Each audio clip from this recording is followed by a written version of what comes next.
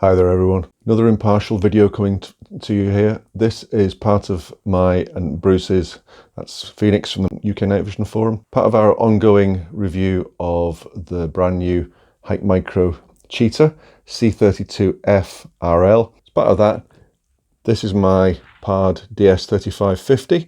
Actually, these are both empty boxes because Bruce has got both of these right now because he needs to do some comparisons. But anyway, as part of the review, I've done day and night recordings and tried to do focusing on distant and near objects, ranging distant and near objects by day and then by night in the indoor 40-meter barn. Haven't done longer range at night yet because the evenings when I've done it, the weather hasn't been great with either fog or sea mist. I've recorded with the Cheetah's onboard LED IR, the Pard's onboard VCSEL IR, also my Brinyte T28 Artemis, that's LED with both 850 nanometers and 940 nanometers IR, and not this particular one, the new Ludicrous Lumens Night Saber Wraith Lite with a couple of new pills from Andy there.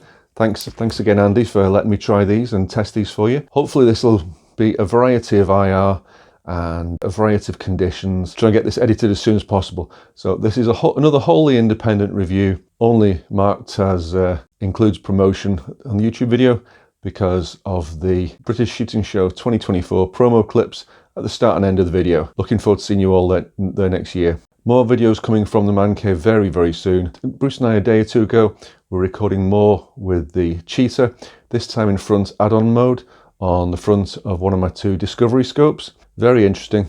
We'll be bringing you that soon too. Thanks for watching. On with the footage. Russ Douglas 222, distant wind turbines, so you can see the view, and there goes the tractor. Right, so you can see the synchronized view. So those wind turbines are 15 kilometers away, or 9 miles, as usual. I'll just zoom the Pard up, 8 mag, and via the rotary down the left, zoom the Cheetah up to 2 mag, and then up to 4 mag.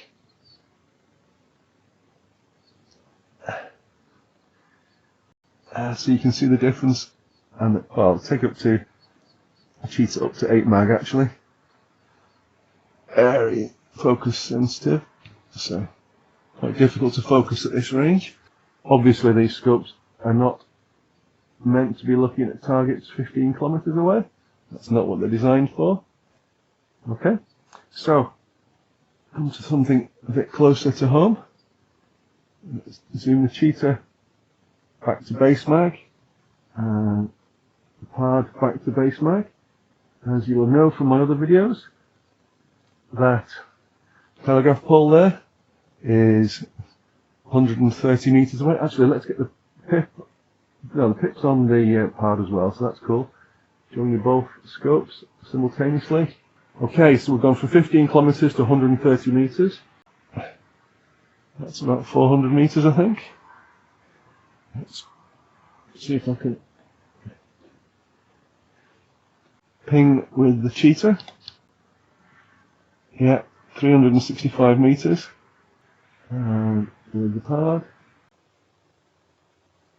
366, 367. Okay, so we are measuring the same distance simultaneously. Take it to something a bit closer, a bit more reasonable. That boulder. Let's just refocus on Cheetah, so that's I'm focusing clockwise, whereas on the Pard, anti-clockwise. Okay, so they're both in focus. And Cheetah LRF again. Pard's still ranging. And show you this ridge line. 23 meters. Yep. Get the focus. Cheetah. There we go. I was moving the lens cap by accident there. Okay, 91 meters on the Cheetah, 91 meters on the Pard. On this mud, which is, oh, it's less than 10 meters. So the Cheetah is trying to range. The Cheetah can range the tyre at 13 meters, whereas if I focus the Pard DS3550, okay, Pard's 11 meters, right down to less than 4 meters. I'm standing on my tiptoes here, so best not fall over. Okay, that's a decent comparison for you.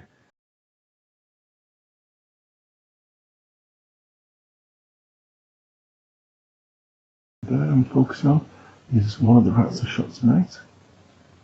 There's another one under there. And those 10 rats are the ones I shot 2 nights ago. So,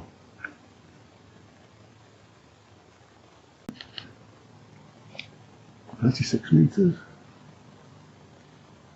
Pard is zoomed out. Just focus the Pard. Cheetah's IR is pretty good. Pretty clear. If a rat appeared over there, you'd see the eye shine. Put the Pard's IR back on. The Cheetah sees that. That's quite a lot of light. Up to 2. Still works for the Cheetah. And up to 3. You can see how much narrower the field of view is through the Pard DS3550 here. That crevice there, where they often shoot rats. Definitely have to zoom up for the Cheetah. Up to 2 times. Oh, hang on, I better pop the Pard IR off. So the Cheetah looks a bit grainy with its own IR. 36 meters. So this is its IR on auto. The Pard is very grainy with the Cheetah's LED IR. The mic didn't quite pick my comments up here, but just commenting that it's quite a nice, soft IR image with the Cheetah's LED IR, whereas the Pard here is a little bit grainy because obviously it benefits from stronger VCSEL IR. I tried the laser rangefinder of the Cheetah. Let's try again. Quick press, 36 meters. Come on, Cheetah, switch off. Thank you. And now a quick LRF test with the Pard. There we go, 37 meters, so the same distance within half a meter. Pard's laser rangefinder, as you can see, goes on a lot longer. Just did a wee zoom comparison test here back in the corner, and still using the Cheetah's LED IR. So let's take the Cheetah up to 2 times. And up to 3 times, 4,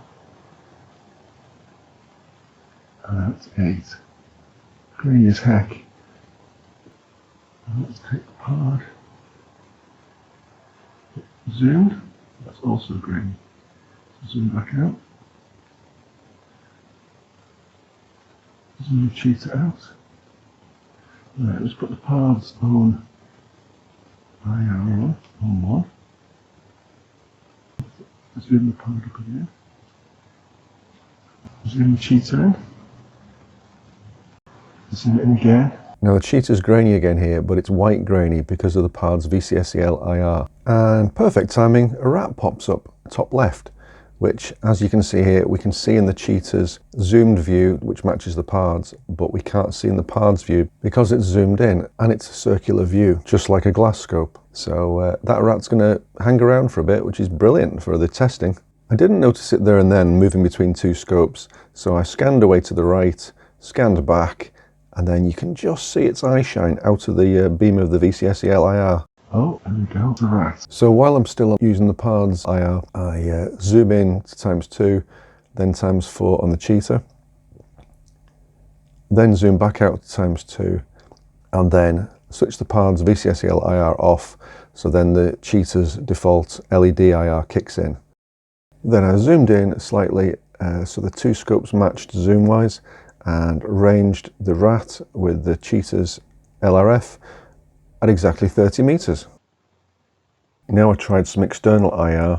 First the Brinyte T28 Artemis torch, which with a flick of a lever you can switch between 850 nanometers IR, which is more efficient with digital night vision, and 940 nanometers IR, which is slightly less efficient but more covert.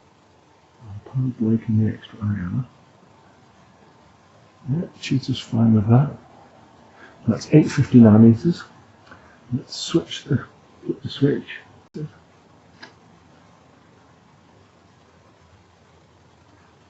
Cheetah can see that perfectly. So can the Pard. I'm getting sore standing here, so I'm not going to fine tune the direction of the beam. But we have a Wraith is 30 meters, conveniently. Here you can see the Cheetah was showing a red low battery symbol, and at this point it could no longer operate the LRF. Actually, both the IR is misaligned with both slightly. But you can see that both scopes function perfectly well with LED 940 nanometers IR. Pard recording again. Synchronize the two with Cheetah's LRF. Having switched the Cheetah off to change the low battery, pop a fresh battery in, and you can see here that I have to use the Pard's LRF to synchronize the two scopes, because otherwise I'd have to go back into the Cheetah menu and reactivate the LRF. It doesn't sort of stay reactivated sometimes, which is just a minor quibble.